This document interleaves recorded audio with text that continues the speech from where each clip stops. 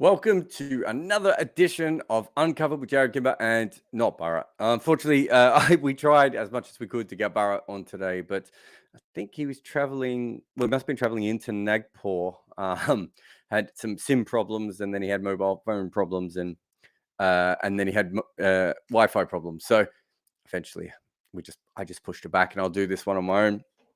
Plenty to talk about, of course. India, Australia, Women's World Cup is coming up. So we've got pieces on both of those, big videos on both of those, but we'll chat about some other things. And of course, also a little bit of Tagenarine Chandrapal, who, batted for longer than I suppose anyone would ever want to.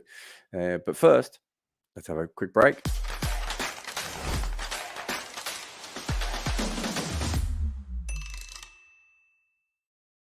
Because I'm on my own, if you find yourself around during the chat, feel free to ask a question. As far as when we do these lives, I actually got a question from Gaurav, who says, I really want to watch it live and ask questions. Hopefully Sunday, Jarrod, you'll host it during the day or even in the evening, for Indian standard time. Of course, we don't plan it around what times other people are available. We can only plan it around the times that me and Bharat are available. He's in India for a while. I think later on I'll be in Australia, and I'll probably be on other time zones as well, because I'll be covering some test matches from New Zealand and maybe some test matches from some limited overs potentially from Bangladesh as well. Me and Bharat just have to fit it around when we're both available. And we were hoping to do this one during the day, but it's always going to be random, this podcast, because me and Bharat are random. So we do the best that we can. But thanks to anyone who can join us live. Obviously, you can listen to the podcast on Facebook, YouTube, Twitter, or I can just wait for it to pop into the actual podcast feed, however you prefer it to be delivered to you. But let's talk a little bit about India, Australia. I think it's a very fascinating series at the moment, just because as it currently stands, Australia is missing so many frontline seam bowling options. And I would have thought that their plan coming in maybe a week ago would have been, let's go in with, 3 seamers, maybe even 4 seamers, and take Nathan Lyon. And he would bowl from one end, and you would, sort of rock between the Hazelwood and Cameron Green bowling with a high release, and Mitchell Starc trying reverse, and Pat Cummins bowling, I don't know what, 80-mile-an-hour cutters, as he did not that long ago I say not that long ago, 6 years ago now, in dismissing KL Rahul. So that's kind of where I thought this was going to be going for them, just because I don't think they really rely on Ashton Agar to be a frontline spinner. Perhaps with Cameron Green in the side, they could have, maybe Hazelwood, weirdly enough, is the bowler not to pick at that stage. Not that Hazelwood isn't a fantastic bowler, just because him and Cameron Green perhaps represent a sort of a similar kind of skill set. And that's also obviously all gone to hell, right? So really, really interesting. I think from the limited amount of times I've seen him, I think Murphy is probably their second best spinner. I can't see how you can play 2 off spinners against India in India. It's certainly not worked at times before when Australia's tried things like that. Swepson and some of the other Asian surfaces I kind of like. I don't know if you'll get... I don't know if he'll be quick enough through the air to really bother anyone in India. Generally the wrist spinners there seem to be a little bit quicker. And as I said, Agar had issues. I want to say issues with Agar. It's the wrong way of putting it, but it's a long career now for Ashton Agar. I think we know who he is as a bowler. Really interesting from that point of view, that he's still good enough to be around, but obviously not good enough to automatically be the second spinner, which, looking back at his debut when he was a handy sort of holding bowler and obviously decent with the bat, you would have thought by this stage, at the very least, what he would have allowed for us for Australia to have automatic 2 spinners and beef up their batting a little bit. His batting is okay, but he probably can't bat 7 in a test, other than 1 or 2 test matches in a pinch. Certainly not over a long period of time. And his bowling, it's okay again, and that's where they sort of find themselves with Agar. And I think going forward they might have found a spinner that they would like, but at the moment, I don't really see. I think going forward, they might be slightly more comfortable. But again, if Lyon plays for another 3 years, it's still an off spinner that might be their second best spinner. So it's a weird position to be in, but I suppose at the very least that, having someone coming through, and I think they've still got decently high expectations for Swepson going through as well. So from that point of view, it just kind of throws Australia, and I'm only assuming here, but at the very least, I think it was going to be a pace dominant attack that they were going to go for.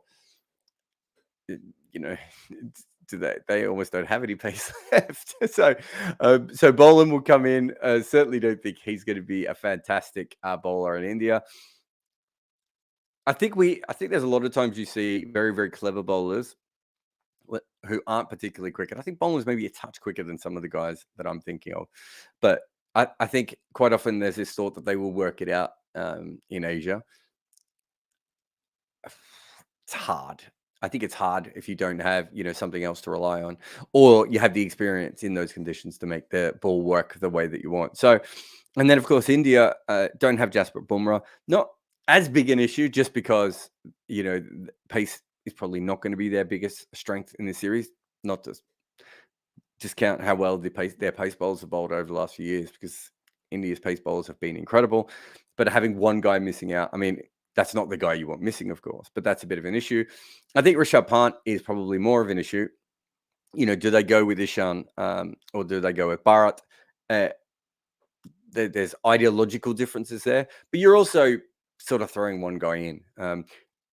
I would have thought, and that there is an ability, if they want to actually, especially if let's say they think Bharat is the better wicketkeeper, which I think most of us would. I mean, technically, it certainly looks that way. Not sure I've seen any stats proving it, but look at the both of them. I think it would be hard to argue that isn't the case.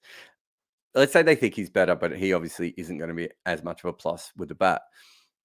If they do have Ashwin, Akshar, and Jadeja in the side, it does allow them to bat Bharat at 8, if they wanted to, with a decent number 9 behind him.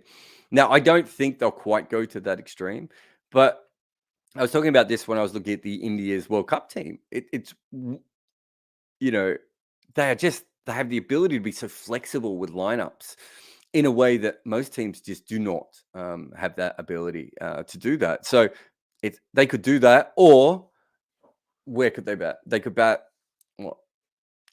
Ishan at 6, Jadeja at 7, Ashwin at 8, Akshar at 9. Again, you still got some batting all the way down to number 9. You've got 3 world-class spinners.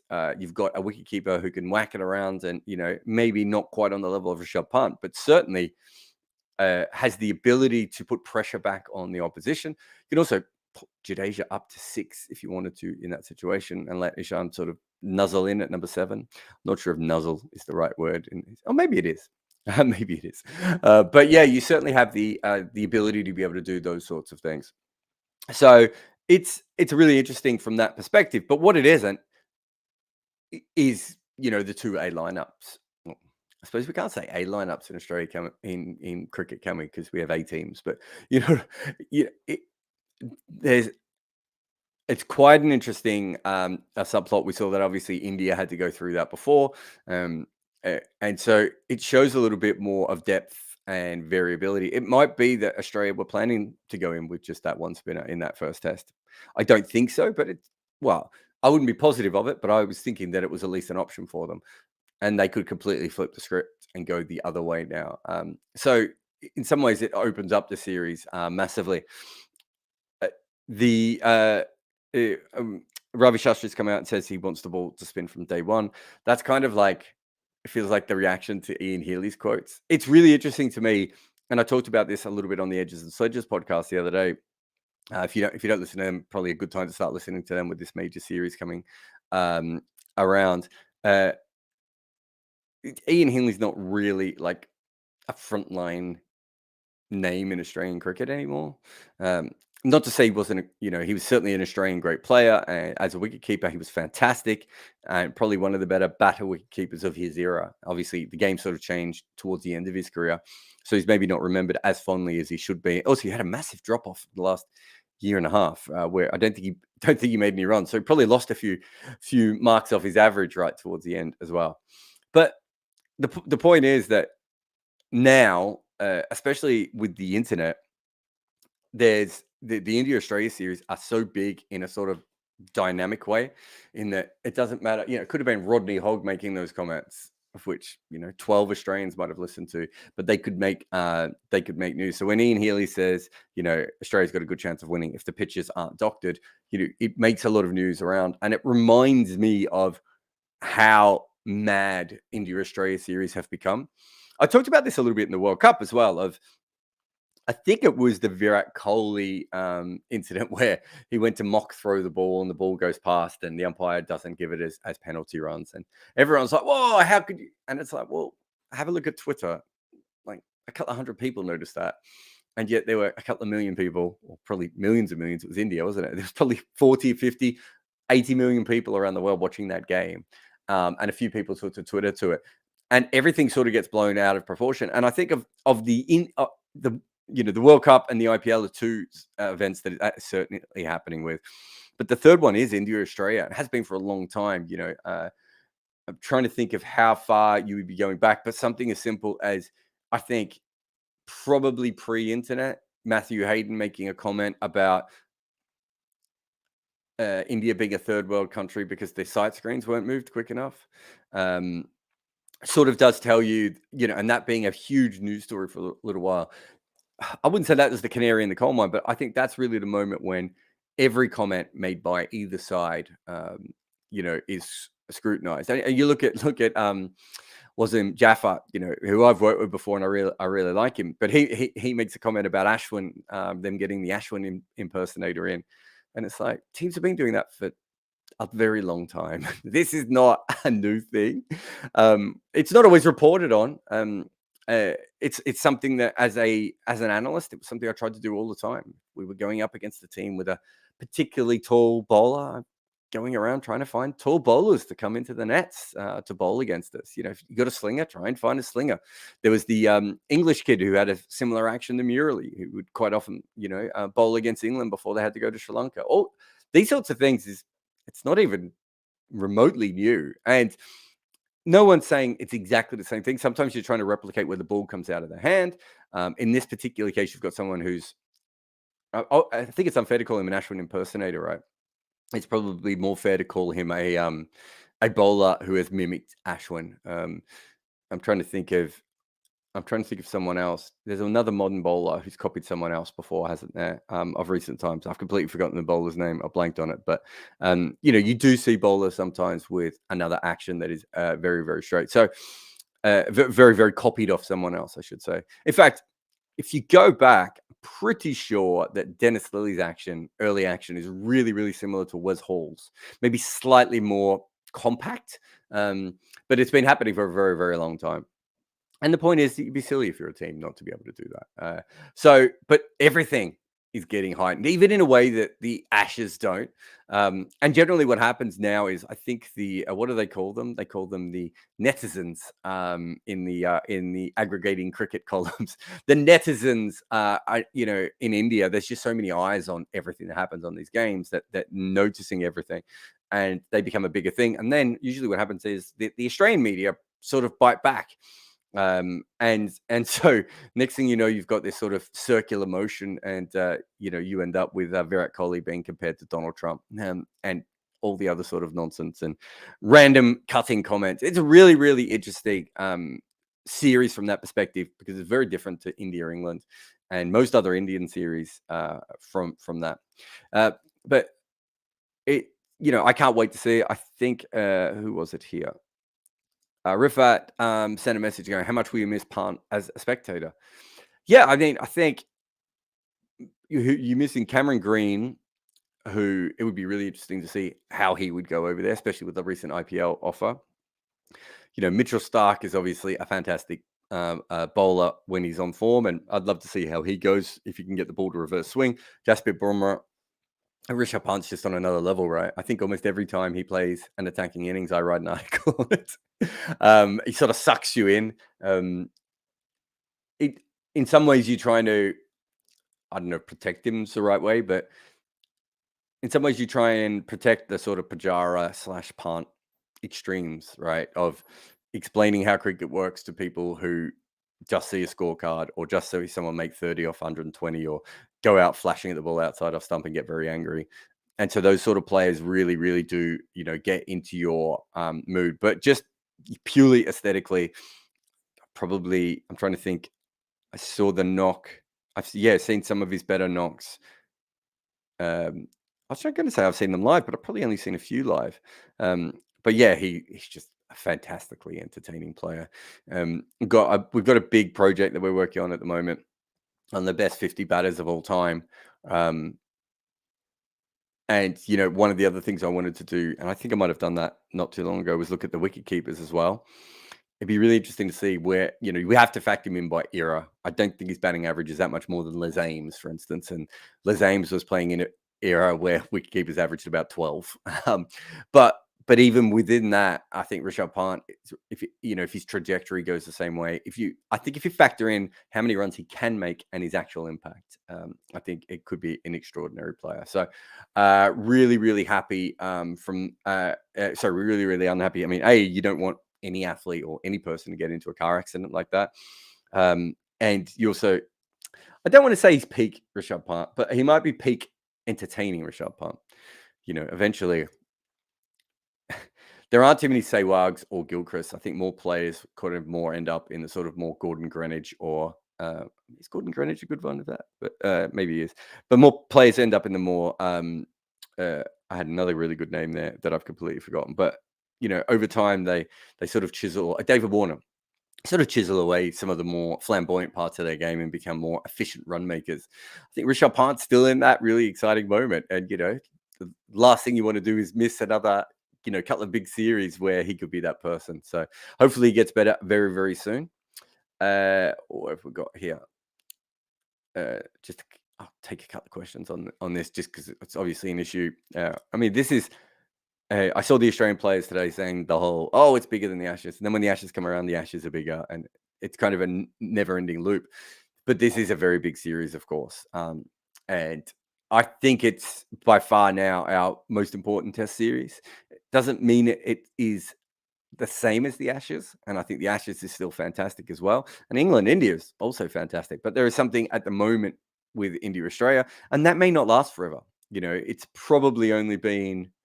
It's almost been since we've had the BGT, right? Since Border Gavaskar Trophy, it's been a pretty incredible series. But eventually, something's going to change and it's not going to be as important. So we kind of have to enjoy it while we can.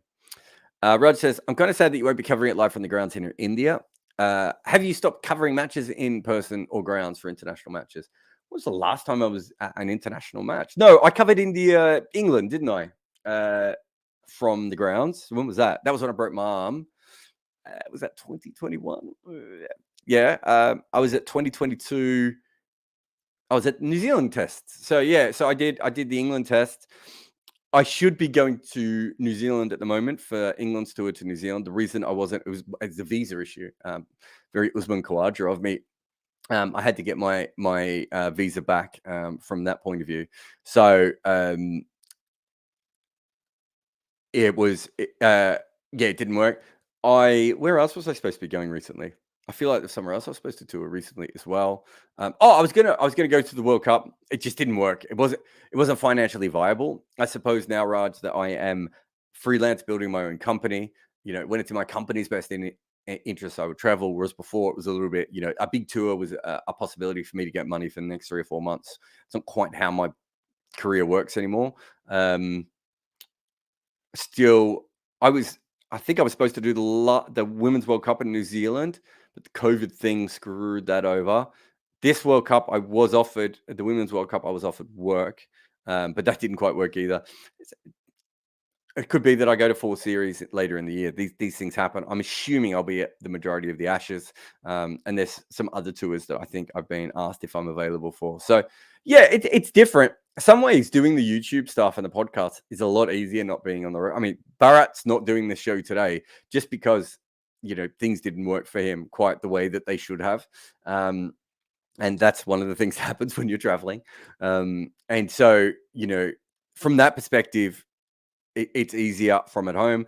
But I do miss being at the ground and being able to, see things. And there are certain patterns when it comes to captaincy and field placements, and also being able to watch someone at the non-strikers end. All these sorts of things that TV doesn't really allow for, is a bugger. But it's not the end of the world.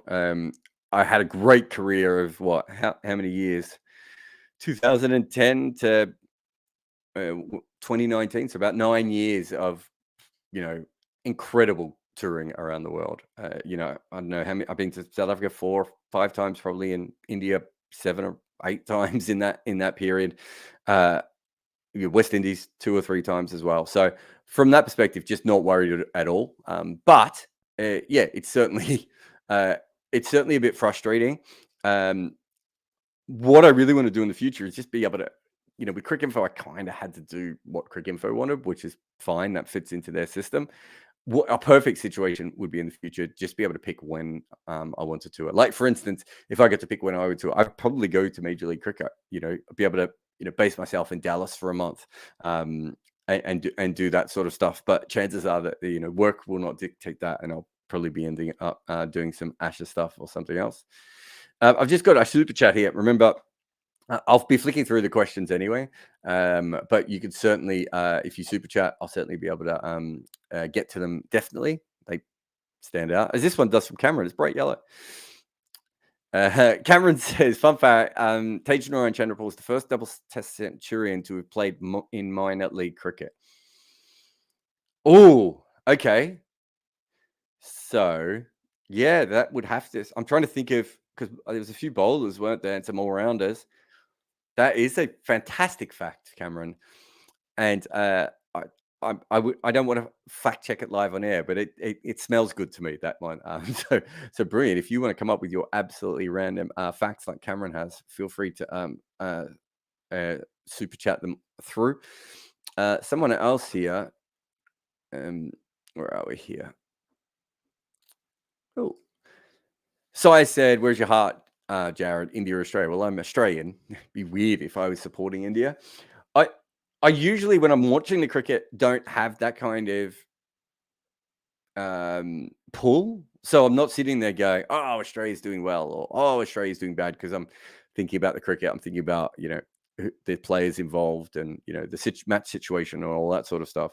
When Australia wins something, I think I still feel that rush as a fan. But it's really, I remember when they won the 13-14 Ashes. So I started covering cricket properly around 2008. So they lost to 2009, then they lost 2010, 11, then they lost 2013 Ashes.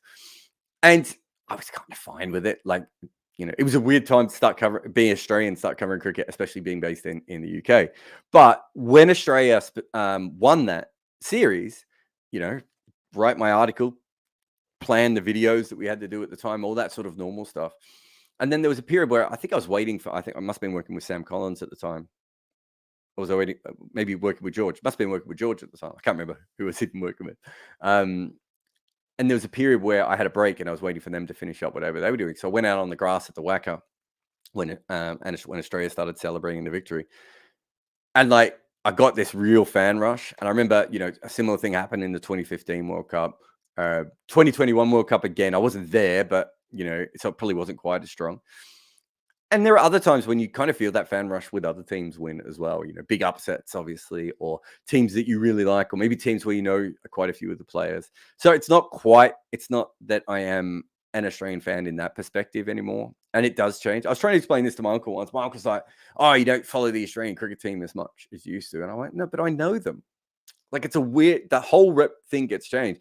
If you want to see how passionate I am about, Australian sport, watch me when the men's or women's basketball teams are playing. I get pretty fired up in those situations. Whereas I just, in cricket, it's a completely different situation when you have relationships with players on both sides. 2013 series, really, really interesting because I did know players on both sides, and we. I think Eddie played in the first test and was around on that tour. So obviously I knew him quite well. And then we were doing videos with Ian Bell. So I don't think I really knew Belly beforehand, but obviously we did videos over like 10 tests over and over again. And by the end, I had a pretty good relationship with Belly, and he was losing. So even when you're excited that your particular team is winning, you're still dealing it. And Jonathan Trott had gone home. Another player who I know a little bit as well. So you build these weird relationships with players. So it's not quite the same from that perspective. And the same now. India, Australia, there are Indian and Australian players that I have relationships with, and coaches and coaching staff, and all that sort of stuff. And it does become more and more mixed. And the other thing is, I can't remember who said. Oh, Peter English, who was a Cricinfo journalist for years, and now he's teaches students in Queensland. I remember John Norman asking him a question once about, you've watched all this cricket, what do you like? And Peter English straight away was just like wickets. And when I first heard that story, I was like, yeah, that kind of makes sense for the way that I like cricket. Like, I think wickets bring chaos, so I like a little bit of chaos and stuff. But a interesting game to me is far better to cover than one where the team that I like, is doing well. And I don't just like Australia either. My favorite team is probably Victoria. And Pakistan are probably not that far off being my second favorite team. And I grew up loving a lot of Indian cricketers as well. People like Sehwag and Dravid and Venkat. And probably Zahi Khan was another player, that really, really that spoke to me as well. It's not the same kind of relationship that other fans have, which has allowed me to build this fantastically weird career, right? So from that perspective, it would be it's hard for me to say that I like one team or another. I'll just go through a couple of other questions I saw that are quite interesting. Vignesh says, Australia expecting Akshar to be the third spinner for India, but India might surprise them by playing Kuldeep. I mean, yes, they might do that. I'm not sure that is... I'm not sure that that's going to have like such a big impact that it's going to change anything. In T20 cricket, it's maybe slightly different if you're planning for teams and you've got really set strategies. But Test cricket doesn't quite work that way. And also, I'm just speaking for myself. I'm not with the Australian team, so and I'm not even over there, so I don't even know what they're thinking. But if it was me and I was an analyst for them, I'd be like, look, I think Akshar will probably play, but you guys have to have it in your mind that Kuldeep will play. So it's not as if Kuldeep's in a different city and not part of the squad, and then he's going to turn up on the morning of the game. That would be quite a move. But I don't think there's going to be anything that particularly dramatic coming up, if you ask me. All right, I will just keep getting the questions in. There's some great questions here. Thank you very much to everyone. I'm take a quick break, and I'll just go through and see if there's any more questions. I want to talk a little bit about the Women's World Cup coming up. And then, of course, we'll get to Tagenarine at the end as well. But you are listening to Uncovered on 99.94. And here is an ad about grooming yourself. There is something wrong in the cricket world. And while it may not be a conspiracy, there does seem to be a movement towards leaving more grass on the wicket.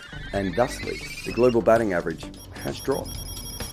If a similar thing has happened to you in your personal life, try Manscaped.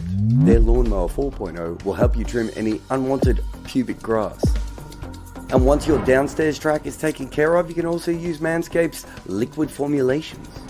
So before heading outside, use the Crop Preserver Ball Deodorant to stay cool in the heat. And if you've been playing too many games recently and you need some help with your strip, why don't you go and get their Crop Reviver?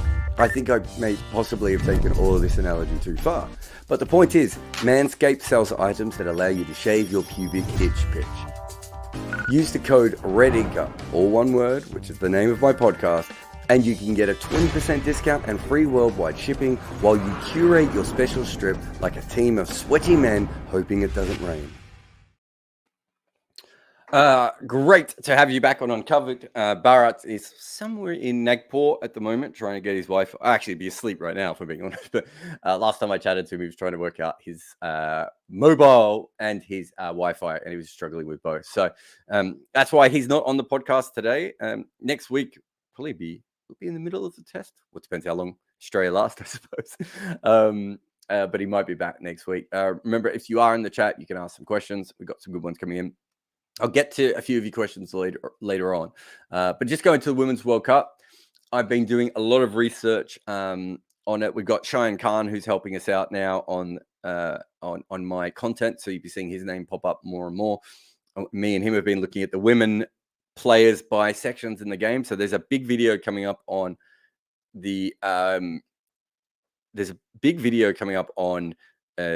batters, and then another one on the bowlers. But we've also got a couple of other really interesting things. One thing that I've noticed, and I've been talking to Hypercourse, who's sometimes lurking in our comments as well. I've got to get him on a podcast one day. I don't think I've ever had him on, stupidly. But one thing we've noticed is that the women don't have the same lull after the power play that the men do. And that was something that I didn't specifically assume would be the case coming in. So looking at it from that perspective of if you're looking for any differences between the women's game and the men's game, generally the women's power plays are underwhelming. There's quite a few players scoring at around a run a ball or even slower. And then you look in the middle, suddenly they're just absolutely smashing people. I think, I'm trying to remember who it is. Is it Alyssa Healy has a strike rate of 160 in the middle?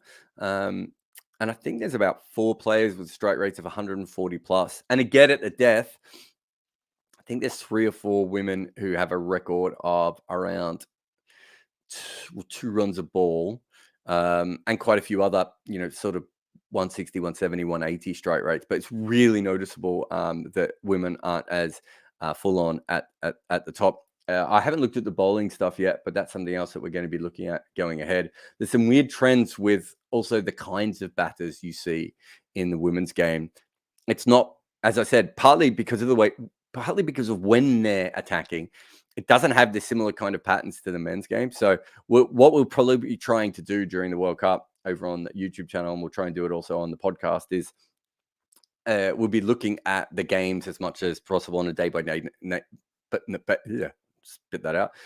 India, Australia, and then England, New Zealand. We'll be looking at those on a more day-to-day thing, little stories. But the Women's World Cup, I've managed to get my hands on some data. Maybe not enough to make me happy, but at least enough to find some things out and play around with it a little bit and, come up with some theories. So we'll be looking at some trends and stuff from that. So hoping all 3 of those series will be fairly well covered in the next month or so. So no matter what you like, I got you, hopefully, unless it's something else. And then I don't got you.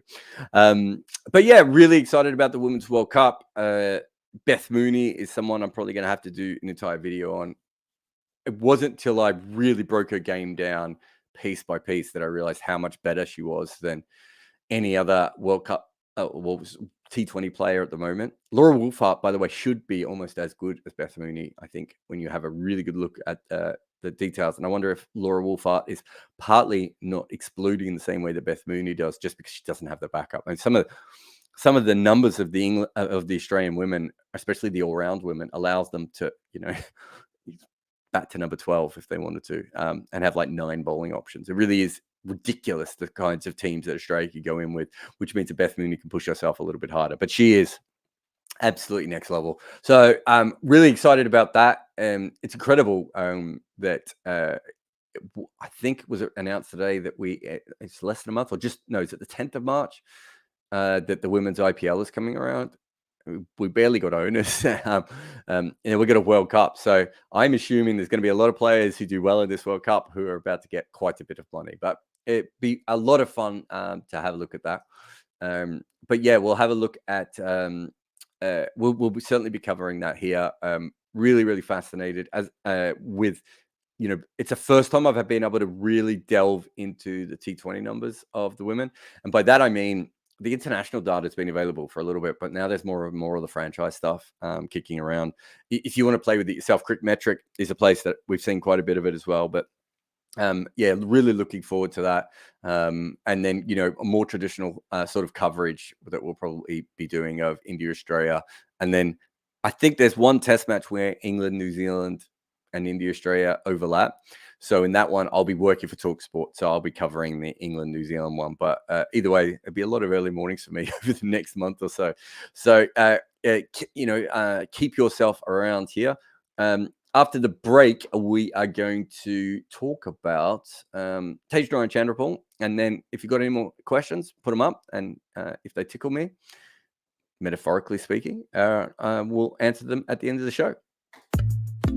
You're listening to Cricket's Conversation on 99.94. Whatever your team, we have the show for you on podcast, YouTube, or on the 99.94 app. We have India, England, South Africa, West Indies, and now Sri Lanka covered. If you want to find us, the best way is to follow us on social media at 9994DM by downloading the 9994 app or Google 99.94 on podcast. We speak cricket. Welcome back. Thank you very much. Sorry, I just got a really, really interesting question, and I'm probably going to have to take a ad break later just to quickly read this article and try and work it out. But Andrew, I'll try and get to that one if I can. Just on the West Indies. Tagenarine, obviously incredible that he's made the double century. I thought he batted quite well at times in Australia. I've only seen fits of this one, but he's a player that at a very young age, I assumed would play a lot of Test cricket. It's really interesting that he hasn't played as much, especially considering his record is not particularly that much worse than other players. And I've now completely lost where I put all of his stats. Sorry, everyone. Here we go. Wrong browser. But I found this really interesting. So his first class batting average is 38. And if you look at him year on year, he averages, and remember in the West Indies, they don't always play a lot of cricket, but he basically is averaging, I would say, I think it's about 28, 29 over the first, 6 years of his career. Now, remember, he starts really, really young. And so that is obviously a big part of it. And also the other thing with the West Indians, as I say, so his first year he plays 4 games. Next year he plays 5 games. Following year he plays 1. Then he plays 5. Then he plays 8. He's not, he's not getting the same sort of opportunities as other players. But even if you look at the last couple of years, in 2019, he played 8 games and averaged 32. And in 2020, he played 8 games and he averaged 24. So it's not like he's been smashing the door down. And those were the first 2 years. No, 2018, 2019 were the first years he made 100. He hasn't been smashing the door down. But there's something that I couldn't quite work out here because I had seen him, and I'm trying to remember where he was playing, but he was playing on one of the islands, and I saw him play. And I've also watched a bit of highlights because I've been watching him since he was young. And I kind of just, every time he made runs, I would watch him to see, what was going on and why he hadn't been doing better. If you just take a random year, so he gets picked, he doesn't play any first class in 2021, of course, but in 2020, he averages 24. And if you just look at that year, he plays 8 games. And in those 8 games, he plays half of his games in Providence. Now, Providence it's one of my favorite cricket grounds in the world. It's such a bizarre place, but the fans absolutely love it. There's snakes outside the ground, I'm told, which is just a fun fact. Although I suppose in some of the Sri Lankan grounds, you get snakes in the grounds. But either way, you don't chase the balls outside of Providence. The Guyanese fans massively support cricket. It's a great place for cricket. The stands are kind of these old rattlers. The shape of the ground it's a bit like St. Kitts, where you're just like, who would put this together in this fashion? But they have, and people really like it. But it is, of course, without doubt, maybe one of the the biggest dog shit wickets in the world. Is absolutely dreadful surface for, I want to say, batting. Could argue bowling as well. And so I just had a quick look before this, and it might be something that's worth the video. He's played 54 first-class games at the moment and averages 38. A lot of those runs are very, very recently, and they're for West Indies and also, I think, for West Indies A. So I think he's played about 6 or 7 games for those 2 teams and really scored a lot of runs. But up until that point, not scoring a lot of runs. And so I looked up where he's made his runs.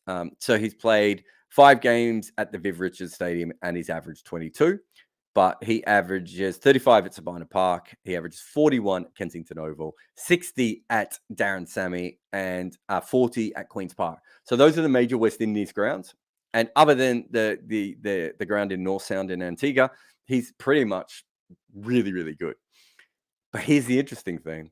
He averages 28.9 at Providence, and he's played 19 games there. That is a really bizarre thing to see a player with such a poor record in their home ground. And you watch him play the pace bowlers, and you also watch the sort of the way that his game has gone about. I'm making some guesses here, and I don't know Shiv nor on Chandra Paul, but I'd love to get him on the podcast and talk to him about his son specifically and how he's developed. My guess is that Shiv, as a coach, has coached his son on how to be a very, very good player in test match-like conditions, which is probably part of the reason that he has such a good record on the other kinds of grounds in the West Indies, which are all far more like normal test cricket grounds, and Guyana, which is almost... I'm not sure there is another pitch like Guyana left in world cricket. I'm trying to think, even maybe some of the UAE pitches at times. No, not really. They're not really like Guyana. It's such a, maybe some of the Bangladesh wickets. But I wondered if Shiv had trained his son in a particular way that allowed him to do very well, against things like sideways movement, against extra bounce, against, fast moving spin bowling and all these sorts of things. This is just me guessing, but in the stats, that is actually what he is good at the moment. And so, there's a lot of people, I think, I'm trying to remember, did someone even ask me a question and I forgot to answer it? Why he hadn't come through sooner. And I do think that it's possibly that his average looked worse than it actually was. And if someone had been doing the research, they would have realized that actually what you had was a way above average first-class player who, for whatever reason, couldn't make any runs at Guyana, which is making runs at Guyana doesn't mean you're going to have a good career in Test cricket because it's not like anything else. Anyway, I think it's a very fascinating issue.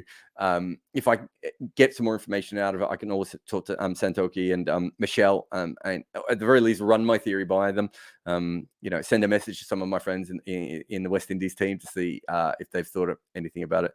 But it does feel like he was overlooked based on kind of this weird statistical anomaly. Because I've talked about this before with players like Shreyas Iyer. Alex Hales is another one where their numbers were completely inflated by their home record. How good they were at home made a big difference to how people saw them as players.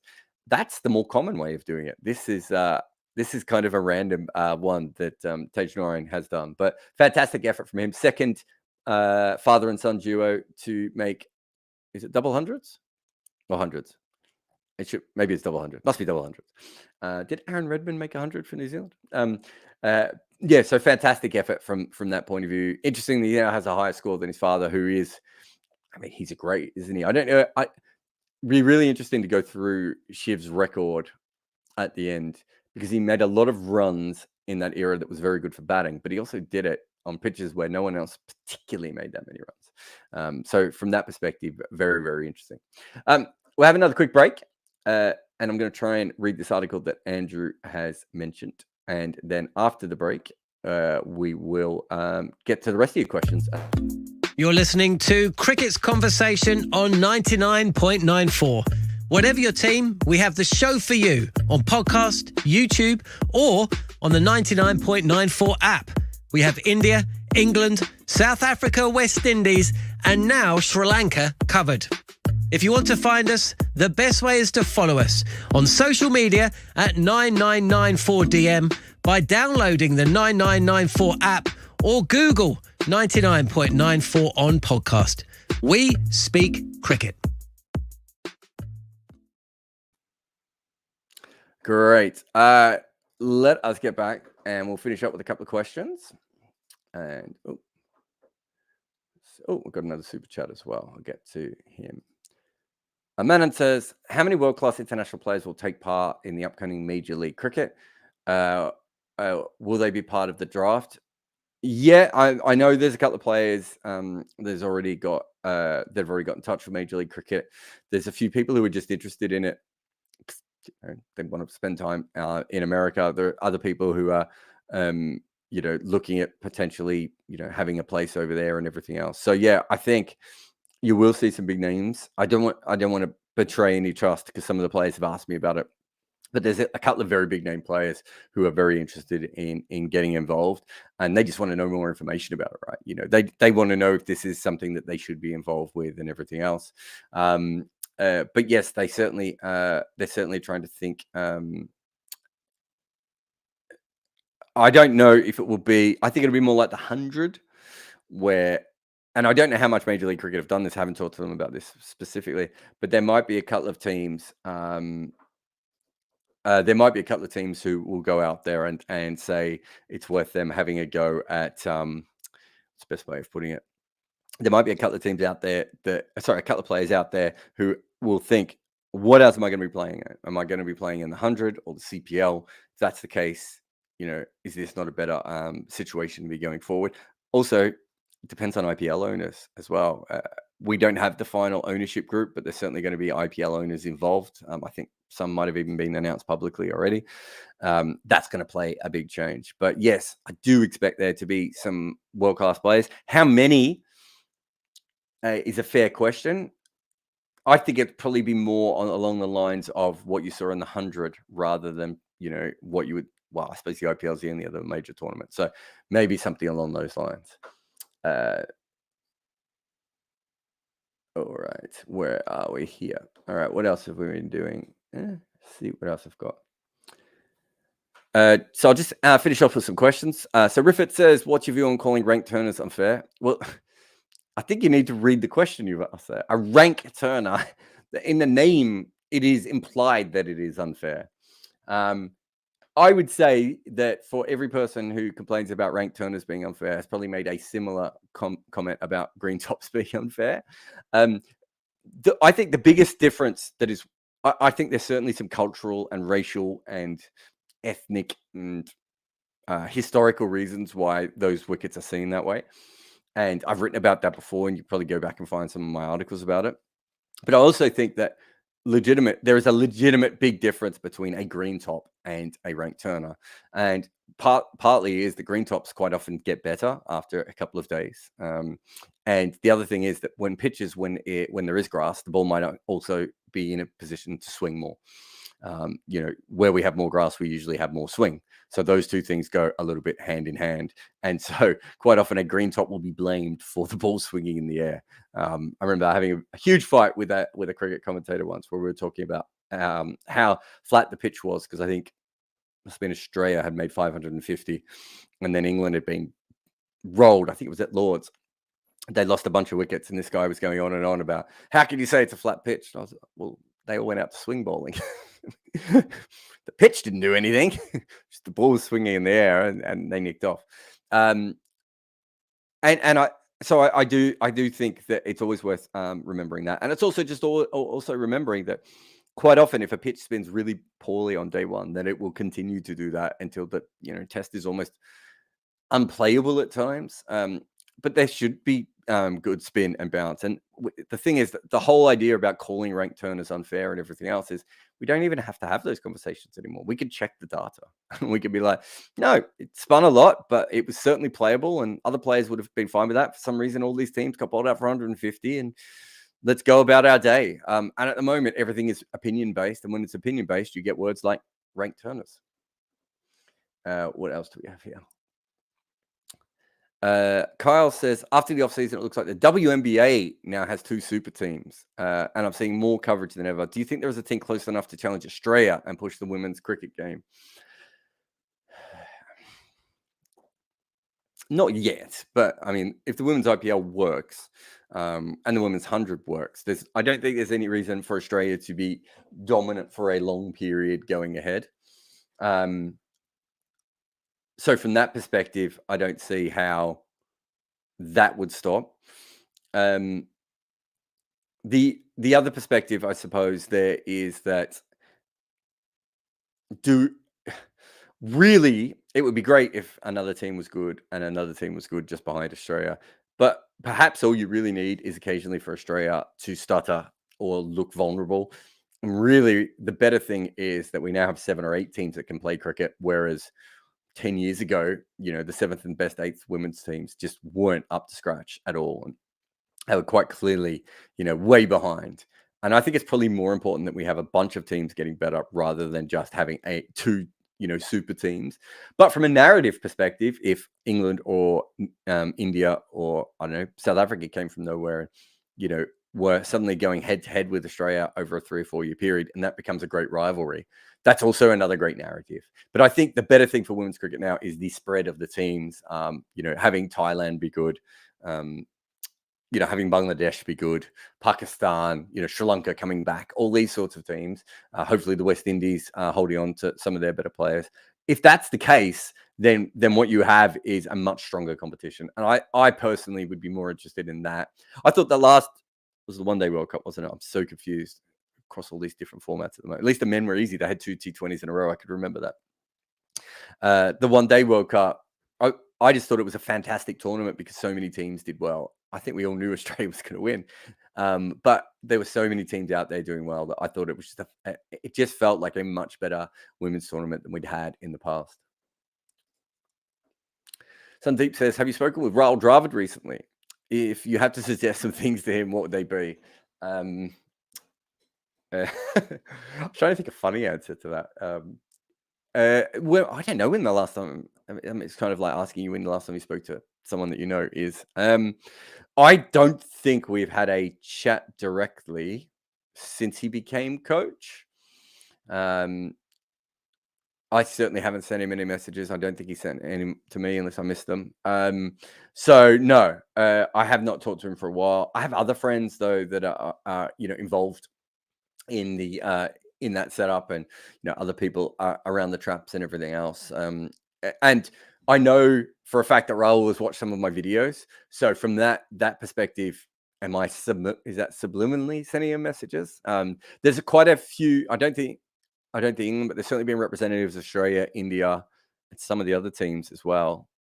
New Zealand, who have watched the videos from a tactical / analysis point of view of, it's always, they might disagree with it, they might agree with it, but it's good to see another person sort of, take these things apart and show them. And so I know Raul's definitely had a look at those and probably subscribes to my email. Knowing him, he's probably more of a reader than a YouTuber, isn't he? If we're being really honest.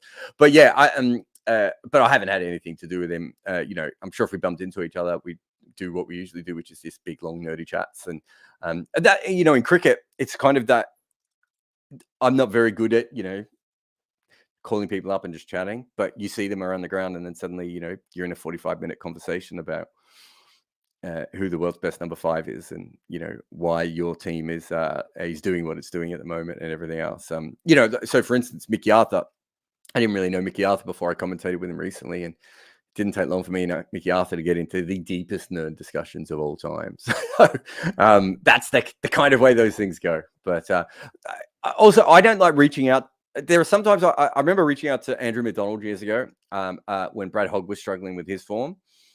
Got the feeling I did something similar with Mike Hessen at one stage for a particular reason. I might have sent Jimmy Adams a message occasionally. I don't like doing it because I kind of feel like they know this stuff. And more often what happens is I make something and then suddenly one of them gets in touch and be like, tell me how you came about this, or is there anything else that you left out of the article or the video or whatever else? But I think it's a bit, I don't know. It's not how I was brought up to be like, hey, Raul, have you seen this latest video? I think you'll really like it. It's just not the way I do it. Whereas, him or, one of the Australian selectors or someone from New Zealand cricket sees something, contacts me and just like, can we get, I had a coach the other day, call me up and just say, can we just chat for 20 minutes about something you said in a podcast? I just want to wrap my head around it a little bit more, that much rather do it that way. But as I said, there are some times where I'm just like, I don't think this team knows this thing. In fact, one of them was the Brad Hogg, Andrew McDonald one. And I'm pretty sure I told Andrew McDonald that. And he's like, yeah, we already knew, but thank you. So, kind of felt like an idiot. Josh says, you mentioned the other day that Bavuma is strongest in ODIs. Who else would you say this applies to? Wokes seems an obvious one. Well, I suppose Wokes is interesting. He certainly has skills in T20 cricket and skills in Test cricket. But yeah, I can see what you mean from him as a player. I suppose you'd have to say Shai Hope is that player at the moment. He's certainly better in one-day cricket than he is in any other form of cricket. Oh, there's one other thing I'm just because I mentioned West Indians, but on Tagenarine before, I think another reason that they probably hadn't made as big of a push for him outside of the statistical anomaly I was talking about was also that he's very slow in the same way that Craig Brathwaite is. And there's probably a feeling that they didn't want to match 2 slow openers together. Sorry, that just came into my head. So, Josh, who else would you say is a very, very good one-day player that probably is not quite as good at any other format? Yeah, Bavuma, Shy Hope, Chris Wokes, they all make sense. I was going to say Jadeja, but it's probably a bit unfair to his test playing, really, isn't it? Because he's fantastic at that too. And statistically, he hasn't always been a good one-day player, but I kind of feel over the last couple of years, things have changed a little bit there. And I'm still not quite as sure he's as good a one-day player. Sorry, a T20 player. But yeah, no, that's probably not Jadeja, is it? As well. I would just, I was going to say Baba Azam. I mean, you wouldn't say he's a specialist, but you would certainly say that based on everything we know about him, that is the one format where he is, well, at the moment, he's one of the greatest players statistically of all time. I don't think anyone's going to argue with that. So he's certainly fantastic from that point of view. So yeah, he's quite an interesting one. And Girish says, has there ever been a change to the approach reset by team in history that has simulated results as quickly as Bazball? So Australia, when they decided to attack with the bat, I think that was almost instantaneous. I'm trying to think if it was it the Pakistan series when they flipped the switch, and they basically went from drawing quite a lot to winning quite a lot. I mean, it's less dramatic. West Indies is interesting because the actual move to the 4 fast bowlers takes a long time. I should look this up because I know I wrote about it in my book, because I was really interested in how long it took them. It was a long period, but just going away from spinners, which I suppose is the first move that West Indies cricket made, certainly had a very, very instantaneous result. So from those two perspectives, those are the two that are the most. And if you want, I suppose the most dramatic one, and the one that perhaps could be the most related to what England is currently doing. Just because we don't know if England is going to go on a run like West Indies or Australia did, is when South Africa had the 4 leg spinners in 1905, 1906. They've never won a test match before. I think they had 1 draw against Australia at that point, and that draw came on the back of Australia basically coming off the boat and playing a test match the next day. You want to talk about a lack of preparation. That they took that to the extreme. So, England had been beating South Africa with like 4th string teams, like, all due respect to C. Aubrey Smith, one of my favorite cricketers of all time. There's some pretty ropey cricketers who did play for England versus South Africa. In some cases, their only first-class games were playing against South Africa, which tells you, the sort of people who were playing, and they were still beating South Africa. So to go from that level of cricket to beating a slightly stronger England team, and not just beating them, but smashing the face off them, and also having 4 leg spinners, and not just 4 leg spinners, but all 4 leg spinners could spin the ball in both directions. When that delivery really, was it 7 years earlier, before even one person had perfected it. And suddenly they had 4 in their team, and that had a huge impact on cricket. But what it did mean not quite quickly, but it did mean over time that batters started to pick it a lot more. And so it had a very short-term effect, but that short-term effect was as dramatic as kind of anything we've ever seen before. So we have seen, I'm trying to think of other mini baseball type revolutions. I think there is some others. I'm trying to think of stuff that, well, Bodyline, I suppose, is another one, right? That's a very, very fair one. So, West Indies flirt with Bodyline. We see a couple of county teams, trialing at times. England go all in, win that series, tame Bradman so that he's just a regular great, not a great. And they don't use it again because of the smear on their campaigns. And also, I don't think they had the bowlers after that, if Larwood wasn't going to play, and I think I wrote about this recently, I'm pretty sure Larwood had to apologize in order to play, and he wouldn't apologize. Bill Vose is incredible, but Bill Vose was more like Neil Wagner. And, in order to make Bodyline work, you needed, who would Larwood be? Probably more, I was going to say Jofra Archer. That's not really fair. Dale Steyn, I suppose. Larwood's probably more like a Dale Steyn type bowler. So having him at the other end obviously helps in that sort of thing. You have one guy at one end who's bowling left arm short, fast, in a period where left arm bowlers don't exist. and no one knew how to play the left arm short bowling. So Bill Vose has a huge advantage. And then you've got the shorter, skiddier, fast guy at the other end that you can't duck very well. So that combination of those two bowlers really made Bodyline work. If they didn't have them again, that was always going to be a problem going ahead. So those are the two that spring to mind. Both of those are a little bit shorter, but, also that's the way that Test cricket sort of happened in that way. The only other one I was thinking of, I'm not sure it's a revolution in playing style, but that sort of just before the South Africans were kicked out of cricket, that sort of team that they were putting together. We don't know how good they were. They didn't play any teams that weren't white. They hadn't toured for a long period of time. Was it 6 years? But that was something, having. I wouldn't say they were particularly playing in a different way, but maybe maximizing their strengths in a way that perhaps India did as well. Last one is from Andrew, and I read in The Guardian about controller players' data rights. I wonder if you had an opinion. So I've only just flicked through during the ads about this, and it's a slightly longer piece than I thought it was going to be on this. So what is not completely talked about here is what data they are talking about. I think I was asked maybe 6 years ago by someone about the personal data side of things. So we measure players, we do yo-yo tests, we check their heart rates and everything else. Everything, right? And most cricket boards would have that on their players. And I'm pretty sure that there's a lot of American sports where the players don't allow some of those things, or at least the players can control it, or they can go off and get their own information and everything else.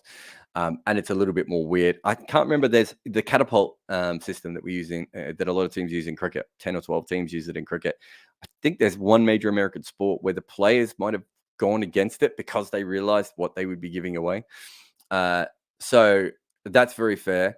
The major part of data in cricket at the moment is the scorecards and the ball by ball data. I don't see how that can be controlled. And then the other one, of course, is the Hawkeye data. That's a really, really interesting one, because I don't know.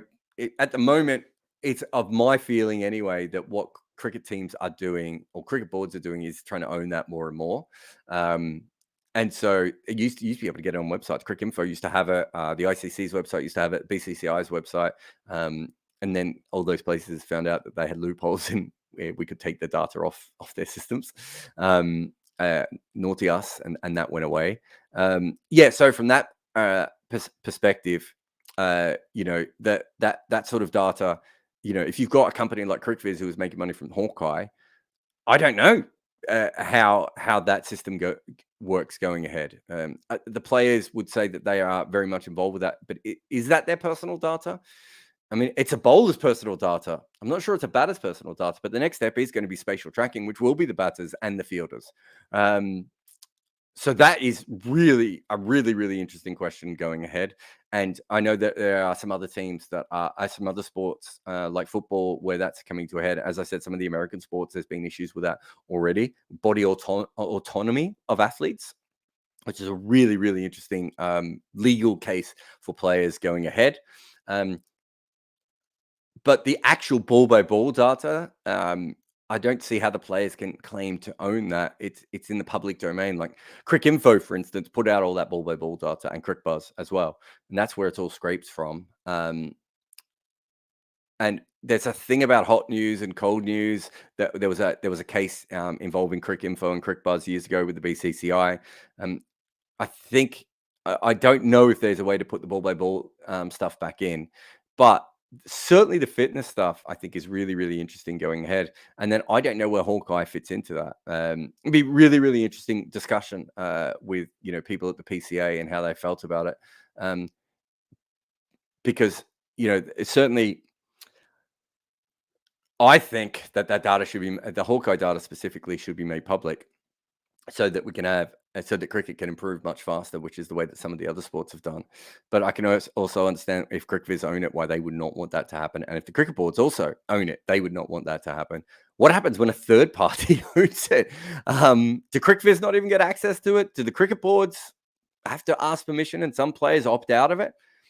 fascinating thing. And on top of all this, we're talking about top level professionals. There's a company in England that is setting up a rig for club cricket, and I think it already exists, but I'm not sure if it's being used yet, where you can just put like a harness on an umpire, and they go out there, and you can get ball tracking stuff in your club cricket, right? That's the level of which we're getting to. If that is also that then also becomes a big problem if you're playing an opposition team and you're not allowed to use their data. And as I said, which data can you use and can you not use? It's fascinating thing, but I have to read the article a little bit more, Andrew, to get a better view on it. But it's a very, very interesting thing. These are the sorts of things that I'm surprised haven't come up before. It's a bit like the players' rights issues. Certainly, that I think took a little bit longer in cricket, for all countries to understand. And I would still say this, that, certainly the Indian players and probably the Pakistani players, their players' rights images should be worth 5 times what their contracts are worth. And that, partially maybe because they don't have unions, but those sorts of things are certainly things that are coming through. How long before you might get, lawsuits also based on the fitness, like Lizelle Lee might be able to say, well, you've failed me on this, but I actually passed the fitness test and I had the highest batting average in women's ODI cricket in 2021. Those sorts of issues. We've already seen a couple of players sue for injuries. The other one is batting coaches and throwing balls down. There's lots of really little fiddly stuff, I suppose, that is coming out in cricket over the next few years. And it's not just cricket, of course. These things are changing. These players own their own stories. We saw a couple of websites where famous players could, make their own decisions, write their own articles on themselves. Players are taking a little bit more ownership of themselves. And look, it might annoy me because I want to know as much information as possible and I want the game to move forward, but it's their bodies, right? They are putting their bodies on the line. And ultimately they should be the people who get to decide on what gets shown and what doesn't. Anyway, great questions are there. Thank you for looking out for me and Bharat after we got a little bit stuck in the mud on this episode. If you haven't seen it, there's a great video on YouTube that we made. I don't say great because it's a great video, but I think it's a really fascinating thing about South Africa's one-day batting and how it works and how it doesn't work. It's really, really, I know I'm obsessed with South African batting, but even if you're not, I think you really like that one. We've got something coming up on India-Australia on Wednesday. And then on Thursday, we will go into some of our Women's World Cup coverage. And then we'll just be trying to get up as many videos as possible on the 2 series. We'll probably cover the India-Australia series on a day-by-day basis, but there might be some days when we miss it because I have a lot of children. And then, as I said, with the Women's World Cup, I'm just going to be watching as much as I can and looking for any key stories. And then as we go forward, other things will go out. Support your local 99.94 podcast or Edges and Sledges. I was on one of their recent episodes, and it's worth having a look at stuff like that. But thank you all for listening, for watching, for commenting, for everything else. Anyway, you can leave us a review, or you can subscribe, or you can press the bell icons, or help support us on Patreon and everything else. Please do, and hopefully I will track down Bharat next week, and we'll do it at a time that suits both of us. But bye for now. And I will see you again on, what day is today? Monday. So I'll be back on Thursday with another episode of Wagon Wheel. So if you didn't get a question answered today, feel free to come through on Wagon Wheel and ask something there. But thank you very much. And I'm just filling time now because I can't find the thing for the ads. There it is. You're listening to Cricket's Conversation on 99.94. Whatever your team, we have the show for you on podcast, YouTube, or on the 99.94 app. We have India, England, South Africa, West Indies, and now Sri Lanka covered. If you want to find us, the best way is to follow us on social media at 9994DM by downloading the 9994 app or Google 99.94.